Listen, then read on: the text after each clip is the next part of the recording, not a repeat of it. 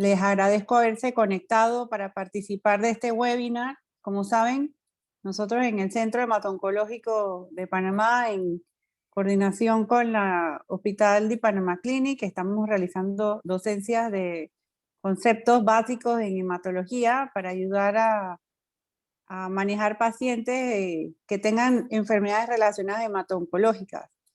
Y el día de hoy, pues contamos con la presencia virtual de nuestro expositor, el doctor Dimas Kiel, quien nos hablará de las indicaciones de transfusiones y su manejo de las complicaciones. El doctor Dimas Kiel, pues ustedes la mayoría lo conocen, es hematólogo, trabaja en la Caja de Seguro Social y no solamente eso, sino que es jefe del servicio. También trabaja con nosotros en la clínica, actual socio y colega, y pues es excelente expositor, tiene múltiples publicaciones, así que sin más, le vamos a dar la bienvenida al doctor para que pueda exponer su conferencia. Comienza, doctor Kiel. Gracias primero Linek y al grupo organizador por la invitación. Me han pedido en esta ocasión que hable acerca de conceptos básicos acerca de las indicaciones de transfusiones y las complicaciones más frecuentes asociadas a las transfusiones. Entonces vamos a compartir la pantalla, denme un segundo, aquí estamos. Bien, verifiquen que se ve la pantalla, aquí está. Diana, ¿tú me puedes hacer el favor de ir admitiendo a las personas mientras doy la conferencia, correcto? Claro que sí, doctor. Ya se ve la pantalla de usted. El doctor Orlando Bings aquí. Bienvenido. Bien, comencemos. Bien, entonces, como les decía, darle las gracias a todas las personas que han tomado el tiempo para escuchar esta pequeña conferencia. La intención nuestra es tratar siempre de instruir al personal médico acerca de las principales patologías que vemos nosotros en hematología y lo que intentamos darles pequeñas perlas o pequeños conocimientos que les sirvan en su práctica rutinaria, aunque no se dediquen a ser internistas o no sean hematólogos, etcétera, etcétera. Así que bien, indicaciones de componentes sanguíneos es algo que creo que todos debemos saber un poco, porque ya sea que seas cirujano, que seas ginecólogo, que seas internista, siempre vamos a necesitar conocer cómo manejar adecuadamente los componentes sanguíneos para soportar a un paciente. Entonces, bien, la medicina transfusional realmente tiene un trasfondo bastante antiguo, como pueden ver, ya desde muchos siglos atrás, el siglo V antes de Cristo, ya habían ilustraciones en donde se evidenciaba que habían prácticas de hacer extracciones sanguíneas a las personas, a los seres humanos con fines místicos, mágicos, religiosos. Las transfusiones, por decirlo así, por primera vez se dieron ya cerca de la práctica del siglo XVII y fue con un cirujano, Giovanni Guglielmo Riva, quien realizó las primeras transfusiones de animales a hombres. En ese entonces usaron cabras. Y como les dije anteriormente, esto se hacía con propósitos en muchas culturas diferentes, con propósitos de tipo mágico, místico, religiosos. Entonces, vamos a ver, gracias a este señor, este austriaco, Karl Landsteiner, que hoy en día lo consideramos como que fue el padre de la medicina transfusional. De hecho, el Día Internacional del Donante Voluntario, el 14 de junio, se fundó principalmente, se justificó por el nacimiento de Karl Landsteiner. Karl Landsteiner cambió totalmente los paradigmas de la medicina transfusional al descubrir los grupos sanguíneos por el año 1900. Luego, en 1930, describió entonces el RH y esto le valió que fuera básicamente condecorado con un premio Nobel de Fisiología en ese entonces. Otro de los avances grandes en la medicina transfusional fue en 1939, cuando de Gowing describió en una fórmula a base de citrato y dextrosa que permitía preservar los componentes sanguíneos hasta por 38 días. Ya previamente a esto, ya por el año 1907, ya había habido un médico en Nueva York que había intentado algo similar, pero fue hasta de Gowing que se perfeccionó. Esto catapultó, por decirlo así, el uso de las transfusiones de sangre en la Segunda Guerra Mundial, lo que permitió salvar la vida de miles de personas. Entonces, bien, la medicina transfusional es una, por decirlo así, es una disciplina que interactúa con muchas otras especialidades de salud. Una con las que más interactúa es la oncohematología, por la dependencia que tienen estos pacientes de soportes transfusionales, pero también en gran medida con los servicios quirúrgicos, como apoyo en los pacientes con hemorragia o con alteraciones, y también en los pacientes en unidades de cuidados intensivos. En todo el mundo se registran alrededor de 14 millones de transfusiones de glóbulos rojos, y la razón principal, bueno, es tratar de salvar la vida de las personas, ¿no? Pero, como todo en medicina, nada tiene 100%, nada es 100% seguro, y las transfusiones no escapan a eso. Es por eso, esta es una de las razones por la cual es importantísimo indicar los componentes sanguíneos por las razones más justificadas. En un reporte anual, por ejemplo, en el Reino Unido, que fue publicado en la web para el año 2015, ellos establecieron que tuvieron 93 muertes que fueron directamente imputadas a transfusiones. Y así como pasa en el Reino Unido, pasa en todos los países del mundo. ¿Okay? Entonces, la hemovigilancia a través de los comités, así mismo como existen comités de farmacovigilancia que evalúan las reacciones adversas de medicamentos, también deben existir comités de medicina transfusional que evalúen los riesgos transfusionales o las reacciones adversas a transfusiones, porque definitivamente hay muertes que se pueden relacionar a las transfusiones, al igual que los medicamentos, las transfusiones no son inocuas. Y la Organización Mundial de la Salud reconoce la importancia de la hemovigilancia para prevenir las manifestaciones y recurrencias de estos efectos relacionados a las transfusiones. Entonces, ustedes saben que los componentes que nosotros usamos, los hemoderivados, realmente que usamos en transfusiones, se fraccionan o se separan. Hay dos formas principales de extraerlas. Una es la separación simple o fraccionamiento, y el otro es el método aféresis. Básicamente, cuando se obtiene una donación de sangre completa, esta se separa primero en glóbulos rojos y después en plasma rico en plaquetas. Esa plasma rico en plaquetas pasa a un plasma pobre en plaquetas y un concentrado de plaquetas, y de plasma pobre en plaquetas que prácticamente se destinan todos los otros componentes que separamos: los crioprecipitados, el plasma fresco congelado, los factores de coagulación, la albúmina y la inmunoglobulina. Entonces, este es un diagrama, básicamente, cuando se obtiene la sangre completa, ellos tienen a su vez unos cordones que están unidos a otras bolsas, y esos se van separando sin que exista contacto con el exterior. Eso es para prevenir la contaminación de todas estas bolsas que tienen sangre. ¿Okay? El método aféresis es un método en donde se conecta el paciente a una máquina especial que separa los componentes sanguíneos, y podemos seleccionar el componente sanguíneo que nosotros queramos. Obviamente, cuando nosotros sacamos, por ejemplo, un componente por aféresis, obtenemos mucho mayor cantidad de ese componente que seleccionamos que si lo hacemos en separación simple. En términos generales, para los que no lo saben, una aféresis de plaqueta equivale prácticamente a tener 6 unidades de concentrado de plaquetas. Entonces, bien, ya entrando propiamente en el tema de indicaciones de transfusiones, vamos a comenzar a dividir las transfusiones por hemocomponente. Entonces vamos a comenzar con el que más utilizamos en términos generales, que son los glóbulos rojos. Okay, las transfusiones de glóbulos rojos, el objetivo principal es garantizar la perfusión tisular. En ningún momento la transfusión de glóbulos rojos va a estar supeditada específicamente a un número. Hay guías y recomendaciones internacionales que te definen por debajo de qué cifra tú debes considerar transfusiones, pero siempre hay que tener en consideración que es la condición clínica del paciente la que determina si un paciente tiene o no que recibir una transfusión. Entonces, es bien importante que no es la cifra, sino la sintomatología clínica del paciente. Entonces, si hay un paciente con compromiso cardiovascular, o un paciente con enfermedad pulmonar obstructiva crónica, o que tiene una neumonía que impide la oxigenación adecuada, probablemente ese paciente requiera tener unos niveles de hemoglobina más altos que una persona que no tiene un compromiso pulmonar. Entonces, basado en el nivel de hemoglobina, estamos claros que las recomendaciones internacionales nos dictan que si un paciente tiene más de 10 gramos por decilitro de hemoglobina, no debe recibir transfusiones de sangre.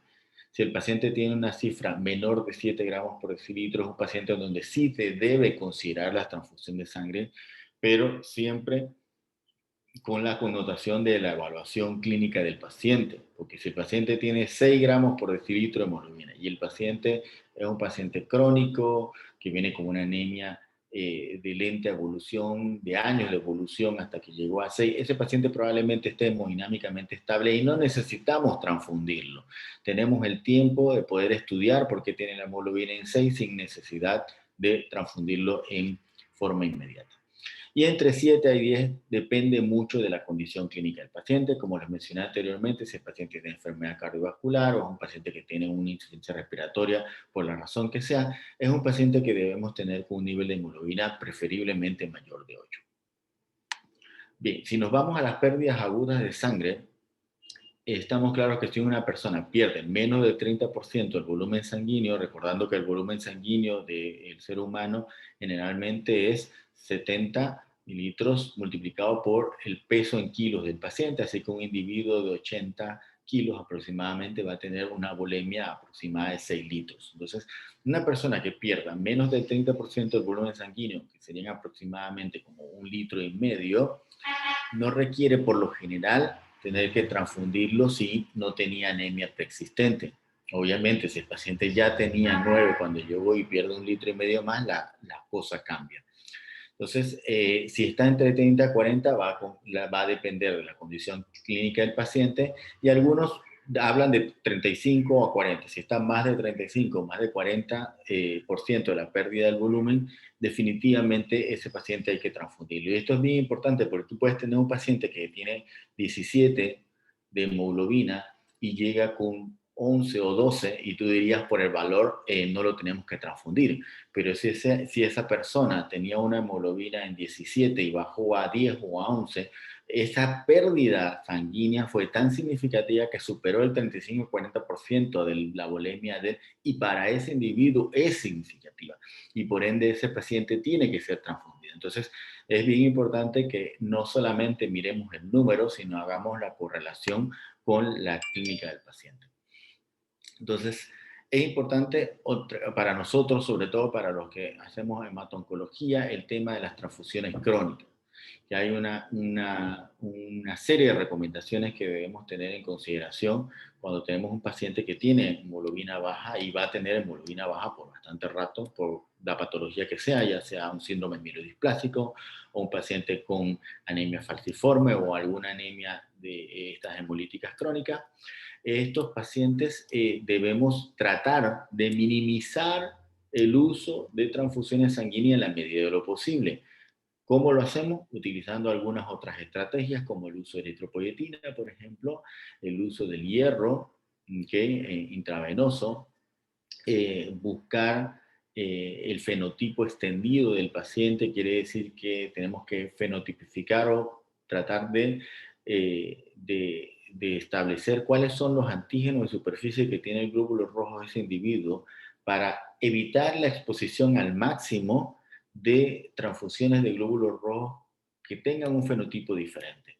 Porque en la medida que ese paciente va a usar crónicamente transfusiones, lo vamos a ir aloinmunizando y en algún momento va a comenzar a hacernos muy difícil encontrar glóbulos rojos empacados compatibles para poder transfundirlo. Entonces, eso es bien importante en los pacientes que usan transfusiones crónicas. Usar productos leucorreducidos tiene una gran importancia porque también nos quita de encima algunos problemas como la inmunización al sistema de HLA, de complejos mayores de histocompatibilidad de los leucocitos, al igual que también nos disminuye el riesgo de tener reacciones febriles no hemolíticas. Que eso creo lo vamos a explicar más adelante cuando hablemos de las complicaciones. Entonces, es importante que estos pacientes que reciben transfusiones crónicas se monitoricen los niveles de ferritina, porque eventualmente estos pacientes pueden hacer sobrecarga. Y la sobrecarga de hierro no es un problema serio, que lo vamos a mencionar más adelante, que causa daño en varios de los órganos del cuerpo, produciendo un un empeoramiento clínico del paciente significativo.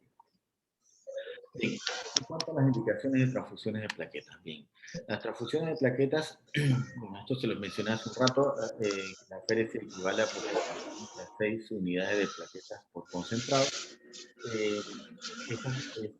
Generalmente cuando se transfunden plaquetas se transfunden o una féresis o 6 plaquetas. ¿Por qué? Porque se estima que esa cantidad de 6 concentradas de plaquetas equivalen aproximadamente a 50.000 a 60.000 plaquetas, lo que permitiría detener un evento hemorrágico agudo o poder realizar un procedimiento quirúrgico invasivo con tranquilidad. ¿Okay? Entonces, en plaquetas sabemos o tenemos claro que si el paciente tiene una trombocitopenia severa de menos de 10.000, ahí no hay discusión, hay que transfundir al paciente.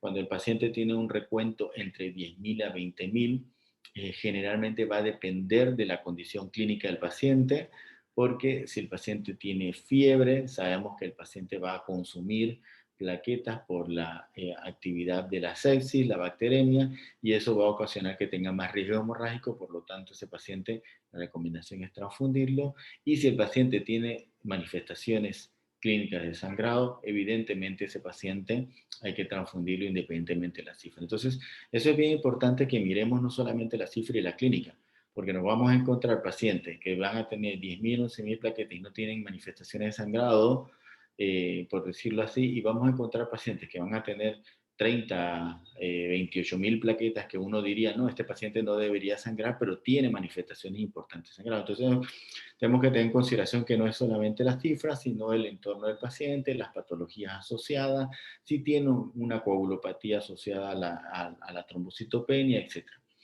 En otras condiciones especiales, por ejemplo, en la anemia plástica, incluso se puede hasta reducir aún más. De hecho, esto es una de las cosas que nosotros hacemos. Reducimos las cifras de plaquetas a prácticamente menos de 5.000 como criterio para transfundir. Y esto es algo que se hace principalmente porque en la anemia plástica tenemos que evitar a toda costa al inmunizar por sí. Más adelante tenemos que trasplantar a ese paciente. Eso nos da un problema. Mientras más transfusiones le ponemos al paciente, más posibilidades tenemos de inmunizarlo y después crear refractariedad a plaquetas, que es otro problema que podemos tener más adelante. Bien, entonces, entre 11.000 y 20.000, si existe un trastorno de coagulación asociado, como les mencioné anteriormente, también hay que considerar transfusiones. Si está utilizando heparina, obviamente también, porque el riesgo de sangrado va a ser mayor. Si se van a hacer procedimientos quirúrgicos menores, punciones lumbares, biopsia, inserción de catéter. Si el paciente tiene menos de 30.000 plaquetas, sí es mejor transfundirle. Cuando ya son procedimientos quirúrgicos mucho más elaborados, una cirugía, una laparotomía, lo que sea, esperamos que tengan más de 50.000 plaquetas y con eso se pueden hacer casi todas las cirugías. Las únicas excepciones que hay a la regla, estas serían las cirugías neurológicas y las cirugías del globo ocular, básicamente porque los pequeños sangrados ahí pueden comprometer el órgano o el éxito de la cirugía, así que cuando se hacen cirugías neuroquirúrgicas y oftalmológicas, se recomienda que estén arriba de 75.000 algunos, otros hablan de 100.000 plaquetas. ¿Okay? Entonces, por lo general, recuentos mayores de 20.000 plaquetas no es necesario transfundir al paciente a menos de que presente un sangrado activo. ¿Okay? Mientras tanto, el paciente con 22.000, 23.000 simplemente se vigila. Entonces, importante mencionar en plaquetas la PTI, esto lo vemos no es tan infrecuente encontrarnos con pacientes que vienen referidos por PTI, lo han transfundido del lugar donde vengan. Cuando son pacientes que tienen antecedentes púrpura trombocitopénica inmune o el diagnóstico es de sospecha es púrpura trombocitopénica inmune, el uso de las plaquetas no está indicado a menos de que el paciente tenga una hemorragia activa que ponga en peligro su vida. Y si esto es así, es preferible ponerles primero esteroides, inmunoglobulinas y después ponerle las plaquetas, porque esos pacientes, si les ponemos transfusiones de plaquetas sin tratar la enfermedad de base, básicamente lo que sucede es que los anticuerpos destruyen todas las plaquetas que les transfundimos y simplemente estamos botando una féresis de plaqueta a la basura. Entonces, importante mencionarle a los médicos, si un PTI no está indicado a transfundir plaquetas a menos de que el paciente tenga una hemorragia que ponga en peligro su vida y, como les mencioné, tienen que usar previamente esteroides e inmunoglobulina porque si no, no les va a servir. Entonces, bien, ahora vamos a hablar un poco de plasma. Entonces, dentro de las indicaciones de transfusiones de plasma, aquí sí hay, aquí hay muchas cosas que han cambiado en el tiempo. ¿Okay? Las transfusiones de plasma se usaban básicamente para corregir casi todas las alteraciones en la coagulación. Y los pacientes que tenían hemofilia, los pacientes que tenían enfermedad de von Willebrand, todos los pacientes que tenían enfermedades de coagulopatías, básicamente este era como el tratamiento para casi todos. Con el paso del tiempo, con el advenimiento del VIH, muchos de estos pacientes se infectaron por VIH y SIDA y murieron. Es una de las razones por la que hubo un crecimiento o un auge en el desarrollo de tecnologías recombinantes para producir factores de coagulación y reponer en muchos pacientes. Y hoy en día el plasma fresco congelado se utiliza en coagulopatías para corregir algunas cosas, pero ya hay una gran cantidad de hemoderivados o factores de síntesis biotecnológica con factor 8 recombinante, factor 7 recombinante, factor 9 recombinante, que nos sirven para suplir las necesidades de los pacientes con estas alteraciones congénitas para no tener que ir a transfundir plasma. Entonces, cada vez se va a ir cerrando un poco más las indicaciones de plasma fresco congelado. Entonces, es importante aclarar esto porque hoy en día hay cosas en donde sabemos que no está indicado transfundir plasma. Por ejemplo, pacientes que tienen alteraciones en la coagulación por cirrosis hepática o por cualquier enfermedad hepatocelular van a tener tiempos alargados por el daño hepático, pero eso no es una razón para transfundir plasma. Solo se transfunde plasma en un paciente con una hepatopatía si va para un procedimiento quirúrgico o es un paciente que tenga un sangrado activo. Mientras no tenga hemorragia, no está indicado usar el plasma simplemente para corregir unos valores numéricos. Tampoco está indicado usarlo en los pacientes en las unidades de cuidados intensivos, por ejemplo, con CID o coagulopatías de consumo, porque como ustedes bien saben, la mayoría de estas coagulopatías de consumo se deben a HIT infeccioso y lo que tenemos que controlar es la infección, la sepsis y la bacteremia. Esto es lo que les menciono aquí, no hay que transfundirlo por tiempo de coagulación sin evidencia de hemorragia. Es importante una cosa que veo en el hospital que pasa con frecuencia, que los pacientes que vienen con sobre anticoagulación usando cumarínicos les indican transfusiones de plasma. ¿Okay? No es la primera elección y sería la elección si no tenemos con qué revertir los cumarínicos. Entonces, en los hospitales generalmente hay protonplay, que es factor proteomínico activado, que realmente, perdón, factor proteomínico estándar, que es lo que realmente hay que utilizar para revertir la sobreanticoagulación de vitamina K por muchas razones, es mucho más rápido el efecto, más estable, y obviamente no lo expones al riesgo de desarrollar reacciones alérgicas secundarias a las proteínas del plasma sin tener en cuenta que los riesgos de infecciones asociadas a las transfusiones no podemos decir nunca que es cero. Bien, entonces, en donde sí se tiene que utilizar es en la preparación quirúrgica, cuando los pacientes van a una cirugía y tienen una alteración de los tiempos de coagulación. Generalmente la dosis de prescripción son de 10 a 20 ml de plasma fresco congelado por kilo por dosis. Esto se puede fraccionar en 2 dosis y dar una prequirúrgica y una dosis a las 8 horas. Si creen que se va a perpetuar la alteración, incluso podríamos dejarlo seriado cada 8 horas por 3 dosis y reevaluar al día siguiente en función del perfil de coagulación de control. En donde también está indicado utilizar el plasma es en el protocolo de transfusiones masivas, que vamos a hablar un poco más adelante, pero en términos generales es un algoritmo que se maneja cuando un paciente cumple con unos criterios que más adelante vamos a conversar, y hay dos protocolos, uno que generalmente se utiliza para trauma y cirugía, que es una regla de transfundir 1 unidad de plasma por 1 unidad de plaquetas por 1 unidad de glóbulos rojos, y en ginecología obstetricia 2 unidades de plasma por 1 unidad de plaquetas por 1 unidad de glóbulos rojos. ¿Okay?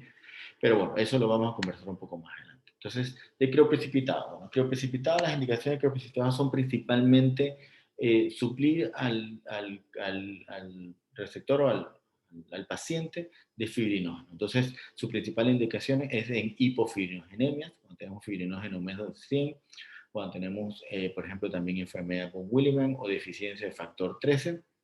Es útil también en CID cuando hay consumo importante de fibrinógeno. Generalmente utilizamos las dos cosas, utilizamos plasma y crioprecipitados, y obviamente los hemofílicos, como mencioné, si no hay concentrado de factores. Que bueno, como les dije anteriormente, la tendencia es tener factores específicos para estos pacientes que tienen deficiencias. Por lo tanto, uno no espera utilizar plasma como terapia de reemplazo para los pacientes con coagulopatías congénitas. Entonces, la irradiación de componentes sanguíneos, sepan que la principal indicación de componentes irradiados tiene como objetivo la prevención de la enfermedad injerto contra huésped, o sea que es algo que se utiliza más en oncohematología, principalmente para los pacientes receptores de trasplante de médula ósea y pacientes con anemia plástica y algunos pacientes con esquemas de quimioterapias muy inmunosupresores que también se les puede indicar componentes sanguíneos irradiados. ¿Okay? Estas son, en términos generales, toda la lista de las indicaciones más reconocidas para componentes irradiados, y que van a ver en neonatos también es una de las cosas que también se utilizan, componentes irradiados, en algunas inmunodeficiencias congénitas.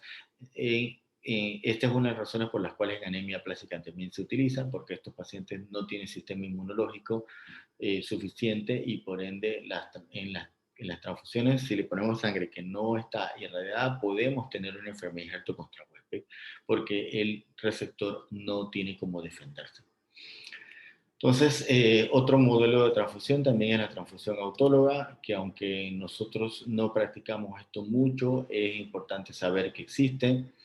Las transfusiones autólogas vienen por decirlo así, a incrementar su uso por las complicaciones infecciosas, el tema del VIH. Esto impulsó a que se consideraran cada vez más transfusiones autólogas, y ya para el año 1990 la Asociación Americana de Blanco de Sangre decía que el 6% de las unidades de sangre colectadas eran de tipo autólogo.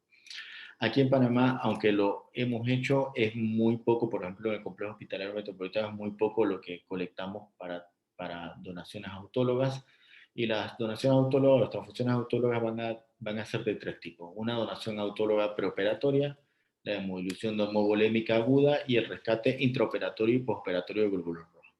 La donación autóloga no es más que pongamos el paciente a donar sangre antes, dos semanas antes, se la guardamos, lo operamos y después utilizamos la misma sangre que donó para transfundirlo.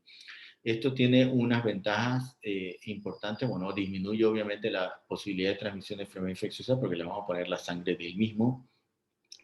Disminuye la posibilidad de reacción transfusional, por supuesto, no vas a generar anticuerpos contra tu propia sangre, y sobre todo cuando tenemos pacientes que tienen grupos sanguíneos muy específicos en donde es difícil encontrar donantes compatibles. Esta es una estrategia que se puede utilizar para poder llevar al paciente a una cirugía sin mayor riesgo. ¿Okay? La hemodilución normovolémica aguda es otra técnica que también se utiliza, sobre todo en anestesia, en los pacientes quirúrgicos. El paciente se le extrae prácticamente como unos 10-15 minutos previo a la inducción o después de la inducción de la anestesia. Se le extrae un volumen de sangre y se repone esa misma cantidad de volumen de sangre con suero fisiológico. Básicamente lo que hacemos con esta técnica es reducir la cantidad de pérdidas, porque al hemodiluir la sangre, si yo pierdo, como dice el ejemplo acá abajo, si yo pierdo 1000 cc con un hematocrito en 40%, perderíamos 400 cc de glóbulos rojos, mientras si yo reduzco el hematocrito a 25%, perdería solamente 250 cc. Entonces, esta es una alternativa que se utiliza en algunos escenarios. El rescate periperitorio de glóbulos rojos, esto se utiliza sobre todo en cirugías cardiovasculares, donde tenemos al cell survey, que muchos de ustedes ya lo han oído mencionar, que básicamente son diferentes tipos de equipos que lo que hacen es recolectar la sangre, pasarla a través de otros filtros y volver a regresarla a la circulación extracorpórea para que minimicemos el riesgo de transfusión de componentes, de hemocomponentes. Bien, entonces, lo que nos faltaba hablar entonces era lo de la transfusión masiva. Hace un rato mencionamos que el plasma utilizado en transfusiones masivas, la indicación de entrar a un paciente en protocolo de transfusión masiva son básicamente las siguientes. Que el paciente pierda una bulimia o más en un periodo de 24 horas. Eso quiere decir que el paciente a lo largo del día entero, el paciente hemos tenido que transfundirlo tantas veces que el volumen que hemos subido entre plaquetas, plasma, glóbulos rojos, prácticamente suma una bulimia, o sea, suma todo el volumen sanguíneo que este paciente debería tener. Este es un paciente que ya califica para considerarlo una transfusión masiva. También cuando hay hemorragias en donde se pierden más de 150 mililitros de sangre por minuto, o que perdemos, como les mencioné al principio, cuando hablamos de 35 a 40% de pérdida sanguínea en un corto periodo de tiempo, esto puede llevar a un colapso vascular y esto se considera también un criterio para definir transfusión masiva. Cuando usamos requerimientos de más de 5 bolsas de glóbulos rojos empacados en una hora, aquí hay hay algunas diferencias entre algunos autores, algunos hablan de más de 3, otros hablan más de 5. Y por último, el reemplazo del 50% del volumen sanguíneo en 3 horas. Estamos hablando de perder aproximadamente 2.500 cc, que ya lo mencionamos que es una pérdida aguda de sangre. Ese volumen es una indicación para transfundir, sin dudar. Entonces, todos estos criterios pueden definir entonces una transfusión, el uso de un protocolo de transfusión masiva. Entonces, en ese protocolo de transfusión masiva, como lo mencioné, hay básicamente dos tendencias: el trauma quirúrgico, que usa 1-1-1, una relación de 1 a 1, y el ginecobstétrico, que lleva una relación de 2-1-1. Entonces, 2 plasma, un concentrador de plaquetas, y por cada transfusión de sangre que se ponga. ¿Okay? Entonces, algunos de los criterios pronósticos de los pacientes que están en protocolos de transfusión masiva es tener en consideración que si las temperaturas son bajas, el pH son bajos, estos son criterios de mal pronóstico en el paciente que se está aplicando transfusiones masivas. Recordarlo, el calcio ionizado, cada vez que le transfundimos estos componentes tienen un anticoagulante que quela el calcio y va a producir más hipocalcemia, así que tenemos que considerar esto a la hora de que estamos poniendo a un paciente en protocolo de transfusión masiva. ¿Okay? Entonces, bien, entonces vamos a entrar ya a la parte final de la presentación, en donde vamos a estar hablando principalmente del manejo de las reacciones transfusionales y vamos a enfocarnos principalmente en las reacciones transfusionales más comunes y las que probablemente la mayoría puedan, eventualmente, ojalá Dios quiera, nunca suceda, pero que si se enfrentan a ellos sepan qué tienen que hacer. Bien, entonces, como les he estado mencionando a lo largo de la conferencia, de que empezamos a hablar de medicina transfusional, tenemos que estar claros que, al igual que cualquier droga que utilizamos, las transfusiones de sangre no están exentas de riesgo. Y eso es bien importante saberlo, porque estamos jugando con la vida de los pacientes. Por lo tanto, es importantísimo que cuando indiquemos una transfusión sea porque realmente el paciente la necesita. Entonces, hay efectos adversos de las transfusiones que son casi imposibles de cuantificar.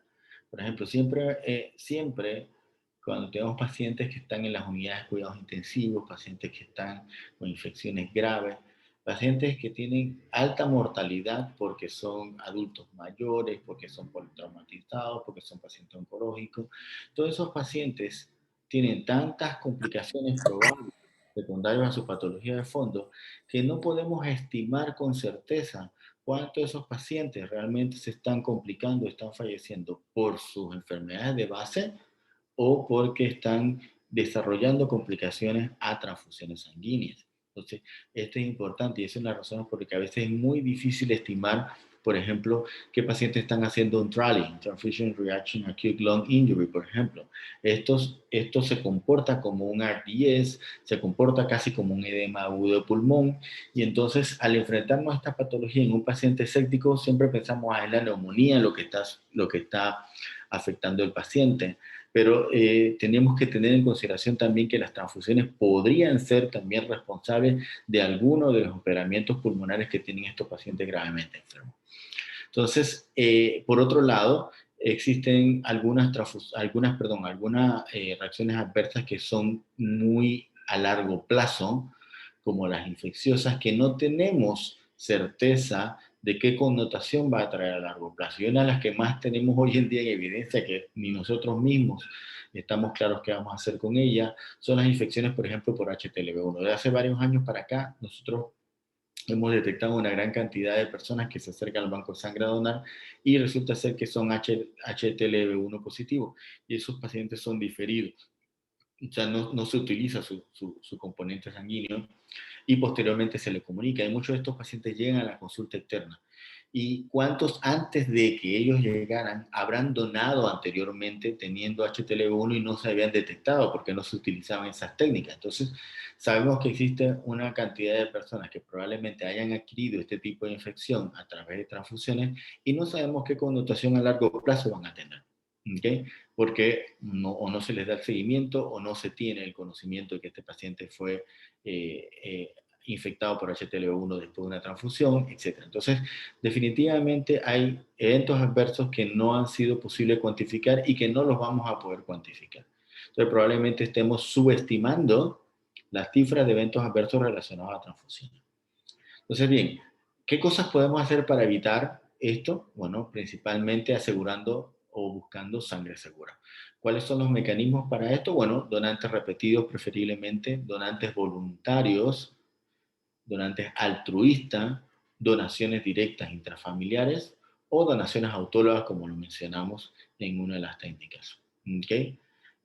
La instauración o instaurar comités de medicina transfusional o comités de transfusiones en las instituciones, en los hospitales tanto públicos como privados, también es una necesidad para minimizar y educar al personal de salud acerca de los riesgos en utilizar componentes sanguíneos. Y entonces, ya entrando en materia de eventos adversos agudos, bueno, los eventos adversos en transfusiones pueden ser agudos, crónicos, pueden ser inmunes o no inmunes. Entonces vamos a comenzar con los eventos agudos inmunes.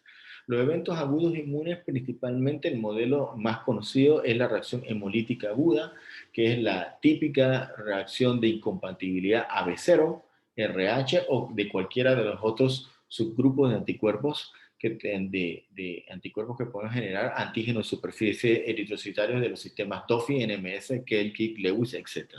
¿Okay? Entonces, generalmente estas son inmediatas, vamos a mencionar un poquito de ellas adicionalmente, y estas requieren manejo inmediato, ya les voy a decir qué es lo que tienen que hacer. Existen también las reacciones febriles no hemolíticas, esta es la que se reduce utilizando componentes leucorreducidos, básicamente se debe a anticuerpos del receptor contra los leucocitos. Básicamente existen anticuerpos por decirlo así, en el plasma o en la plaqueta que se va a transfundir, y estas reaccionan contra los leucocitos que están en el... Perdón, estoy hablando del TRALI, ahí me confundí. La reacción febril no hemolítica, son anticuerpos que tiene el receptor contra los leucocitos que vienen suspendidos en las bolsas de componentes sanguíneos, ya sea sangre o plaquetas o plasma. Entonces, los anticuerpos del receptor reconocen a esos leucocitos como extraños y los destruyen y causan una reacción febril, pero no están atacando los glóbulos rojos, por eso es una reacción febril no hemolítica. Y si leucorreducimos los componentes sanguíneos, evitamos la reacción febril no hemolítica. Entonces, esa es una de las razones por la cual la tendencia actual es a leucorreducir el 100% de los componentes sanguíneos para evitar la reacción febril no hemolítica. ¿Okay? La reacción alérgica o anafiláctica, que esto se da principalmente con proteínas del plasma, son anticuerpos que están preformados en el receptor contra proteínas del plasma o del producto transfundido. ¿Okay? Es una reacción básicamente como si fuera una alergia, que se trata como si fuera una alergia a un medicamento igual con corticoides, difenhidramina, etc. Bien, entonces, ¿qué hacer si se presenta una reacción hemolítica aguda, perdón, una reacción aguda inmune, independientemente si es hemolítica o no? Una de las cosas que tenemos que hacer, obviamente, es, dependiendo de la severidad, detener las transfusiones. Tenemos que indagar sobre la historia transfusional previa. Es importante verificar si el paciente ha recibido transfusiones, cuántas transfusiones ha recibido, durante cuánto tiempo, cuándo fue la última transfusión que se puso.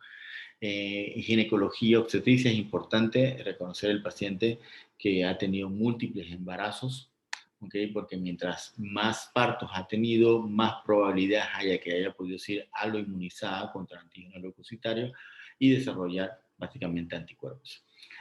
Obviamente el estado del paciente, los signos vitales, los síntomas que el paciente tiene, y el médico inmediatamente detecta un evento adverso relacionado a una transfusión o que él sospecha que puede ser relacionado a una transfusión, inmediatamente debe devolver los remanentes de los hemocomponentes al banco de sangre y debe ordenar la extracción de muestras sanguíneas en tubo de química y tubo de DTA, además de tiempo de coagulación y muestra de orina, para evaluar evaluar nuevamente las pruebas cruzadas, ver si hay datos de hemólisis, etc. ¿Okay? Cada vez que haya una reacción no esperada, con fiebre, escalofríos, disnea, urticaria, náuseas, vómito, opresión torácica o dolor lumbar, debe suspenderse inmediatamente la transfusión. Es importantísimo dejar permeable una vía y administrar inmediatamente solución salina, con el objetivo de mantener una diuresis de 100 cc por hora. Es bien importante esto, evitar la hipovolemia a toda costa, evitar que el paciente se hipotense, porque ahí es donde está la piedra angular de proteger al riñón y que no haga una nefropatía. Entonces, es importante corroborar que las identificaciones tanto del paciente como del componente sanguíneo sean las correctas, porque esto es, por decirlo así, uno de los errores clericales más comúnmente encontrados. ¿Okay? El banco de sangre entonces va a recibir las muestras y ellos van a repetir nuevamente los grupos sanguíneos AB0 de RH, tanto de las bolsas como del paciente, para verificar que no ha habido ningún error en el etiquetado o algún error en la muestra que se recibió. Le van a hacer CUP directo para verificar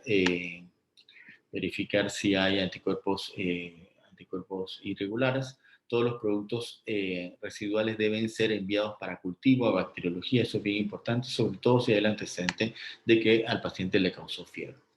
Entonces, continuando con los eventos adversos agudos inmunes, uno de los que más nos preocupa, o uno de los que más le tememos, es al síndrome de dificultad respiratoria del adulto posttransfusional, que es el TRALI, como les mencioné anteriormente, que en el mecanismo se da principalmente por leucoaglutininas. El plasma transfundido, pero que puede ser también plaquetas, tiene antígenos, tiene anticuerpos contra leucocitos, básicamente porque es producto, por ejemplo, uno de los modelos que más se sabe que ocurre es cuando son mujeres multíparas que donan este plasma, ¿ok? Entonces, es el mismo fenómeno por el cual sonó mucho en la televisión y tuvimos que incluso dar algunas explicaciones de por qué cuando se recibía plasma convalescente se excluía a las mujeres multíparas.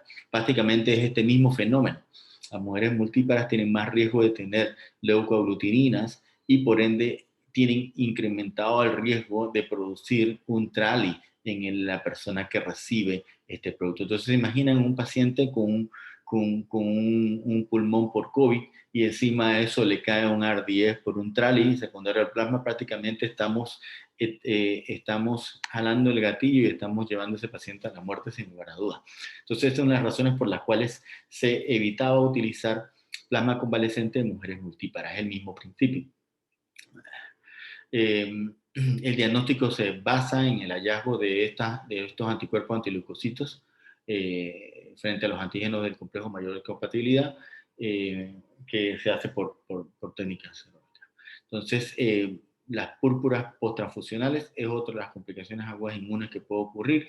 Esto se debe a anticuerpos preformados de una persona, ya sea de una persona que ha sido aloinmunizada anteriormente porque ha sido transfundida, o porque volvemos al mismo punto, es una mujer multípara, o es un paciente con una púrpura trombocitopénica inmune idiopática estable que tiene plaquetas en este momento normales y pasa el escrutinio de la donación del plasma a un paciente sano, comenzamos a ver entonces una caída de las plaquetas. Generalmente esto es transitorio porque inmediatamente esos anticuerpos ya son eliminados del cuerpo, las plaquetas vuelven y suben. ¿Okay? Esto se ve sobre todo en los hijos de madres con PTI. Después que nacen, siempre hay que advertirle al ginecólogo que por favor le notifique al pediatra o al neonatólogo que este paciente, hijo de madre con PTI, probablemente va a ser una trombocitopenia neonatal secundario al paso de anticuerpos del plasma de la madre al bebé al momento del nacimiento.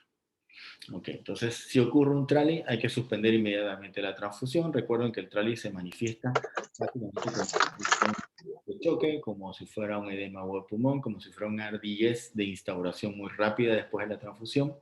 El oxígeno, la oxigenoterapia, los corticoides, y es muy importante descartar causas cardíacas de descompensación respiratoria, ¿okay? Que no sea un problema de corazón. Entonces, ya, pasando entonces a los eventos agudos no inmunológicos, los principales son la sepsis por contaminación bacteriana de productos transfundidos. Sepan ustedes que se pueden contaminar por gérmenes gram positivos y gram negativos, sobre todo las plaquetas, porque las plaquetas se mantienen a temperatura ambiente entre 20 a 24 grados en unas incubadoras que los mantienen en movimiento. La Yersinia enterocolítica y la pseudomonas, que son resistentes al frío y que pueden conservarse en productos eritrocitarios, y las pseudomonas que pueden, aeruginosis sepácea, que pueden en plasma congelado y crioprecipitado, pero sobre todo esto ocurre es cuando se descongelan en agua contaminada. No porque puedan sobrevivir a esas temperaturas de menos 30 grados, menos 18 grados, sino más bien porque las descongelan en agua contaminada.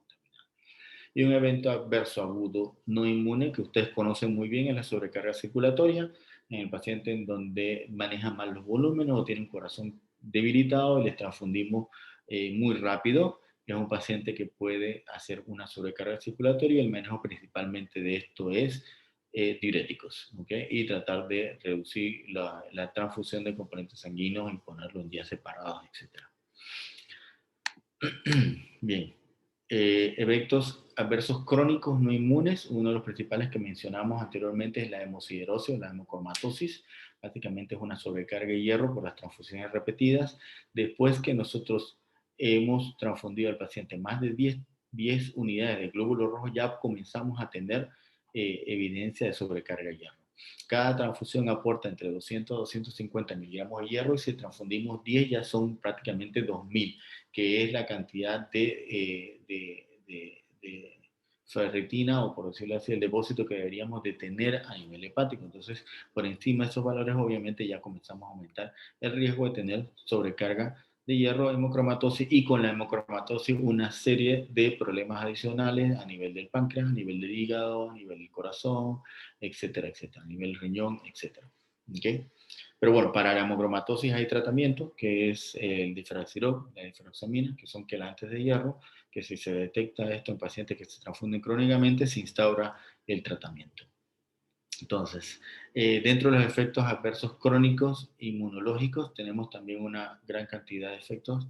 Las reacciones hemolíticas crónicas, esta es el típico caso, es el paciente que ya fue transfundido anteriormente, que desarrolló, le transfundieron un componente sanguíneo hace 10 años, 15 años, el paciente desarrolla una respuesta a lo inmune, a un antígeno de superficie de los glóbulos rojos que le pusieron, pero como pasó un montón de tiempo que ese paciente no fue transfundido, esos títulos de anticuerpos bajaron con el tiempo hasta hacerse casi indetectables, y cuando vuelven a hacerle una prueba cruzada, este no es identificado.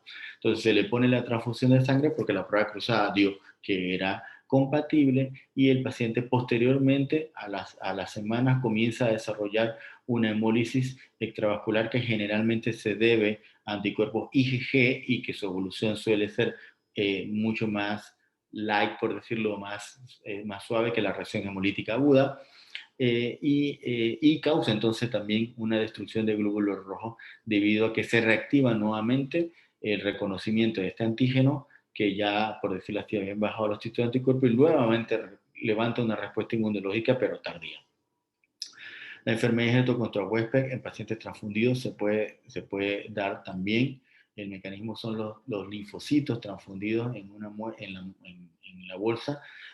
Muestran una reacción de rechazo contra el receptor. Esto sobre todo se ve en pacientes inmunosuprimidos. En pacientes que son inmunosuprimidos, que no tienen cómo defenderse en condiciones normales si tuvieran una inmunidad aceptable. Ellos prácticamente destruyen esos leucocitos y desarrollan una reacción febril no hemolítica, pero en condiciones de no poder defenderse son los leucocitos de la bolsa de componentes sanguíneos los que atacan al cuerpo y lo detectan como extraño y producen entonces una enfermedad Hérto contra Westphal que puede ser incluso a veces desastrosa. ¿Okay? La inmunosupresión transfusional también es un contexto importante que tenemos que considerar. Hay mayor incidencia de infecciones y recidivistas de neoplasia en pacientes que son politransfundidos respecto a los pacientes que no son politransfundidos. Y aparentemente esto se debe a un disturbio inmunológico que se produce por las transfusiones crónicas. ¿Okay? Además de esto también tenemos las infecciones crónicas asociadas a transfusiones, las cuales yo les mencioné, entre estos la del HTLV1, que no sabemos qué connotaciones tendrán a largo plazo en estos individuos después de 10, 15, 20, 30 años. Ya para terminar, creo que ya estamos en tiempo, y además les traje estos ejemplos de casos clínicos. Por ejemplo, nada más rapidito para revisar, una paciente de 66 años, hipertensa con CA de colon, diagnosticada hace un año, programada para colectomía, tiene 12 hemoglobinas, plaquetas en 5000, un electro normal, ahora tiene hemoglobina en 7.6 con un BSM bajo y un RW elevado, o sea, un índice de distribución eritrocitaria, plaquetas en 12.000, equimosis múltiple sin sangrado evidente y una médula ósea que tiene hiperplasia megacariocytic, o sea, tiene mucha producción de plaquetas. Entonces, este paciente tiene 7.6 y 12.000 plaquetas. Entonces, la pregunta es si tenemos que transfundirle glóbulos rojos. Tenemos 66 años, 7.6 de hemoglobina. Recordemos que entre 7 a 10 depende de la condición clínica del paciente. Si el paciente está estable hemodinámicamente, no sería una indicación transfundirla, pero si la paciente tiene una enfermedad pulmonar o una enfermedad cardíaca que disminuye su oxigenación, entonces ahí la indicación sería entonces ponerle transfusión de glóbulos rojos. En este caso particular, es una paciente que en este momento no tiene ninguna indicación para transfundir glóbulos rojos. Y si tiene indicaciones para transfundir plaquetas, a pesar de que tiene 12.000 plaquetas, realmente este paciente parece una púrpura inmune. Tiene una trombocitopenia muy severa con una médula ósea con muchos megacariocitos, lo cual te sugiere que este paciente tiene una destrucción periférica de plaquetas, por lo tanto, no estaría tampoco indicado transfundirle plaquetas. El segundo caso es un masculino de 35 años sin antecedentes médicos que es admitido en intensivo por un shock séptico secundario a una sepsis intraabdominal por herida por arma blanca. Este paciente tiene 8.6 de hemoglobina, plaqueta en 63.000, el tiempo de coagulación TP en 16, TPT en 52, fibrinógena en 100 y está programado por una traqueostomía. Esta es la típica consulta de las unidades de cuidados intensivos. Este paciente tenemos que transfundirle glóbulos rojos empacados. Bueno, está entre 7 y 10. Ahí no lo mencioné, pero bueno, el paciente teóricamente debería estar hemodinámicamente estable, no está en vasopresores y eso, o está estable dentro de su tratamiento.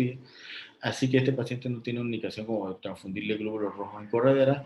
Plaquetas, tiene más de 50.000 plaquetas, así que teóricamente tampoco. Y como tiene los tiempos de coagulación alterados, el fibrinógeno bajo, básicamente este paciente lo que habría que ponerle es transfusiones de crío precipitado y plasma para corregir los tiempos de coagulación y la hipofibrinogenia para que pueda ser llevado a traqueostomía sin riesgo hemorrágico.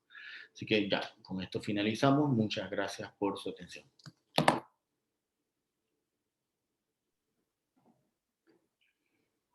Muchas gracias, doctor Kiev. ¿Me escuchan? Y te escucho alto y claro. No sé si tiene alguno de la audiencia virtual alguna pregunta o algún comentario para el doctor Dimas. Por acá, 23.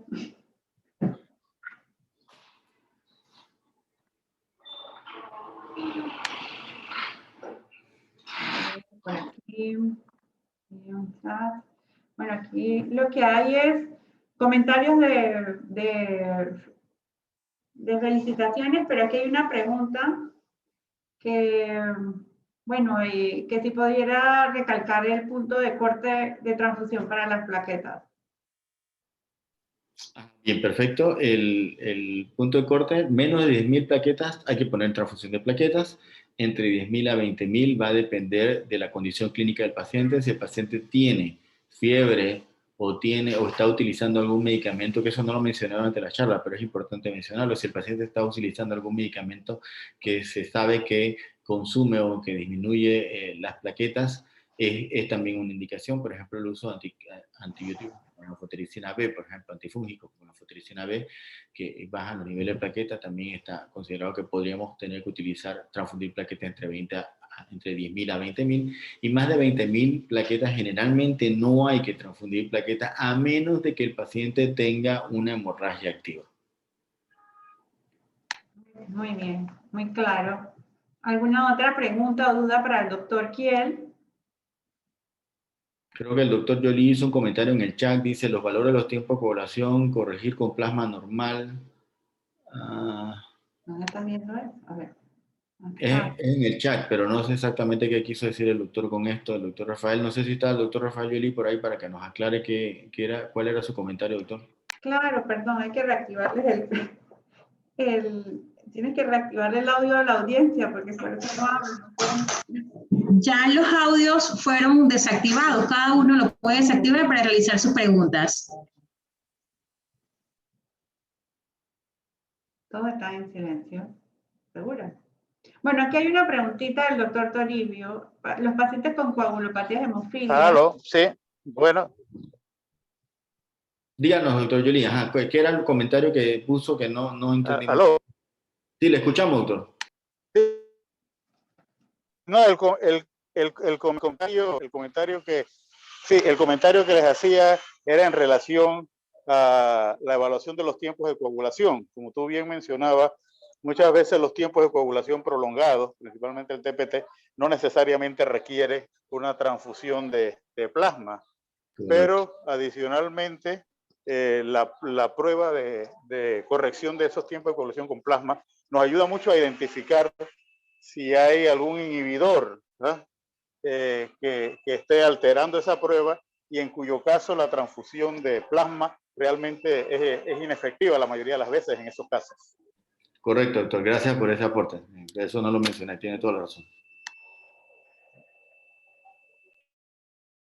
Sí, te leía que, pues, que pacientes con coagulopatías, o sea, puede ser hemofilias, y ausencia de factores específicos recombinantes, sí puede haber una indicación de uso plasma o crío. Sí, claro que sí, doctor. Excelente pregunta. Sí, como lo mencioné, la tendencia es tratar de utilizar el factor específico que el paciente tiene deficiencia, pero en ausencia de, tenemos que valernos de plasma. Si el paciente tiene enfermedad de von Willebrand o deficiencia de 13, como les dije, usar el crioprecipitado, y para los pacientes con deficiencia de factor 8, 7 o 9, tendríamos que utilizar entonces plasma en ausencia del factor específico, claro que sí. Bueno. Yo creo que la presentación ha sido bien clara, ya hemos respondido muchas de sus preguntas. Pues mire, agradecemos nuevamente el tiempo de todos. Sabemos que es una hora complicada, es la hora pico de donde estamos en nuestras tareas cotidianas. Agradecemos al doctor Kiel por su participación y recuerden que, como siempre les digo, al final siempre haremos como unas guías para poder ofrecerlas y hacer nuestro aporte al hospital, para que puedan entonces manejar todas estas complicaciones que se presentan a diario, ¿verdad? Así que, bueno, sin más, agradecemos de parte del Centro Hemato-Oncológico de Panamá Clinic su participación y pues los vemos la próxima semana. Por ahí. Quiero mandar un saludo allá hasta Chitré, allá. Hay Oye, gente de Chitré que está ahí. atrás Curvil y los residentes por allá, muy bien. Así que bueno, ya los despido antes que los Turquíes se emocionen y les cuente algún chiste. Buenas charlas. Desde acá siempre estamos pendientes. Gracias por la ausencia.